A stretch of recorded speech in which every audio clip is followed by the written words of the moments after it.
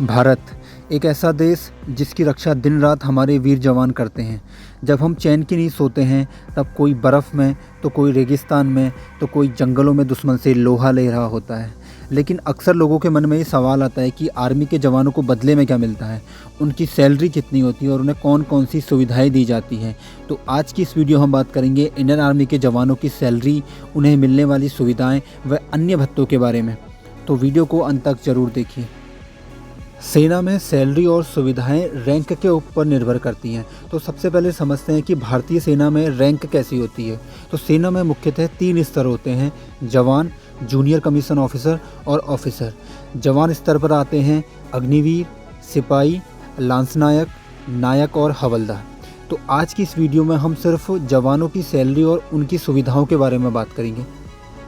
तो सबसे पहले हम बात करेंगे अग्निवीरों के बारे में। दोस्तों, आज इस वीडियो में जो हम सैलरी की बात कर रहे हैं वो 7th पे कमीशन के अनुसार है।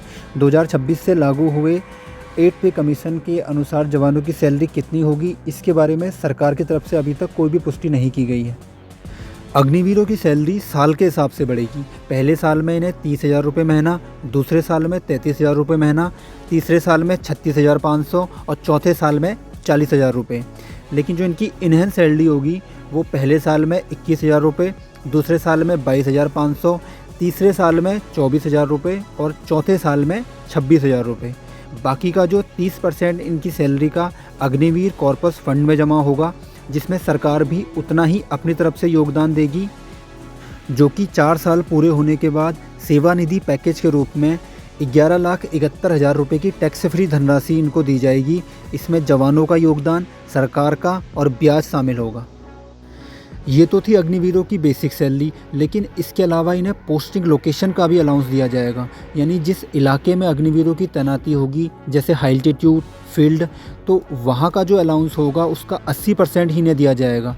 यानी अगर किसी लोकेशन का अलाउंस 10,000 रुपये है तो अग्निवीरों को रेगुलर इन्फेंट्री जवान से 80% यानी 8,000 अलाउंस ही दिया जाएगा। इसके अलावा अग्निवीरों को अपनी सेवा कार्यकाल के दौरान फ्री मेडिकल सुविधा, यानी कि मिलिट्री हॉस्पिटल में मुफ्त इलाज, 48 लाख तक का इंश्योरेंस कवर, CHD कैंटीन की सुविधा और हर साल में 30 दिन की छुट्टी दी जाती है।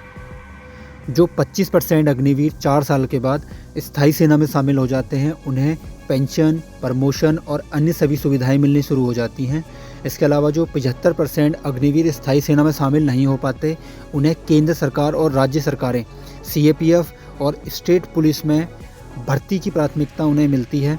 स्किल सर्टिफिकेट, प्राइवेट जॉब में उन्हें वैल्यू मिलती है। इसके अलावा बात करते हैं कि अग्निवीरों को क्या कुछ फैसिलिटी नहीं मिलती हैं। तो जो अग्निवीर परमानेंट नहीं हो पाते हैं, उन्हें किसी भी प्रकार की पेंशन, ग्रेजुएटी, मेडिकल फैसिलिटी और कैंटीन की सुविधा उन्हें अपनी सेवानिवृत्ति के बाद नहीं दी जाती है। तो चलिए अब हम बात करते हैं कि स्थायी सेना के जवान के बारे में। इसमें हम सिपाही से लेकर हवलदार तक की रैंक को कवर करेंगे। तो सबसे पहले बात करते हैं एक सिपाही की बेसिक सैलरी, जो कि स्टार्ट होती है 22,300 से। इसमें मिलिट्री सर्विस पे HRA, TPTL और अन्य कई भत्ते मिलाकर एक सिपाही की जो सैलरी बैठती है वो होती है 55,000 से लेकर 60,000। इसमें पोस्टिंग और लोकेशंस के हिसाब से जो वहाँ का रिस्क अलाउंस होता है वो इसमें अलग से ऐड होता है। इसके अलावा इन्हें साल में एक बार क्लोथिंग अलाउंस, दिवाली बोनस और केंद्र सरकार के द्वारा इनके DA में साल में 2 बार 3% की वृद्धि की जाती है। जैसे जैसे इनकी सर्विस बढ़ती है तो इन्हें हर साल एक इंक्रीमेंट लगता है, जो कि अराउंड 1,500 से 2,000 का इनका हाइक हर साल सैलरी में आता है। तो एक सिपाही से लेकर हवलदार तक हर साल उसे एक एक इंक्रीमेंट के हिसाब से उसकी सैलरी बढ़ते रहती है। तो अब बात करते हैं उन सुविधाओं की जो एक आम नौकरी में मिलना मुश्किल है। तो जवान को अपना और अपने परिवार, अपने डिपेंडेंट का फ्री मेडिकल वो किसी भी आर्मी या मिलिट्री हॉस्पिटल से करवा सकता है, और किसी भी तरीके के महंगे ऑपरेशन या कोई भी एडवांस ट्रीटमेंट वो बिल्कुल फ्री ऑफ कॉस्ट वो करवा सकता है। इसके अलावा हर जवान को फ्री क्वार्टर्स फैसिलिटी दी जाती है, यानी पोस्टिंग एरिया में घर जहां पर अपनी फैमिली को साथ रख सकते हैं। इसमें इनको 1 भी रुपया रेंट के रूप में नहीं देना होता है, सिवाय बिजली के बिल के। और दूसरा, इन्हें कैंटीन CHD की फैसिलिटी दी जाती है, जहां से ये टैक्स फ्री ग्रॉसरी, लिकर खरीद सकते हैं, सस्ते इलेक्ट्रॉनिक्स, गाड़ी, बाइकें बहुत कम दामों में ख़रीद सकते हैं। चिल्ड्रन एजुकेशन के लिए भी इन्हें आर्मी पब्लिक स्कूल्स में अपने बच्चों के एडमिशन्स की फैसिलिटी दी जाती है। इसके अलावा बोर्डिंग स्कूल, सैनिक स्कूल्स में इनके बच्चे टेस्ट निकाल के वहाँ पर पढ़ाई कर सकते हैं। एक जवान को अपने मैक्सिमम 2 बच्चों की पढ़ाई के लिए साल में एक बार CEA यानी चिल्ड्रन एजुकेशन अलाउंस के तहत 64,000 रुपये 2 बच्चों के लिए मिलते हैं, जिन्हें ये अपने अनुसार खर्च कर सकते हैं।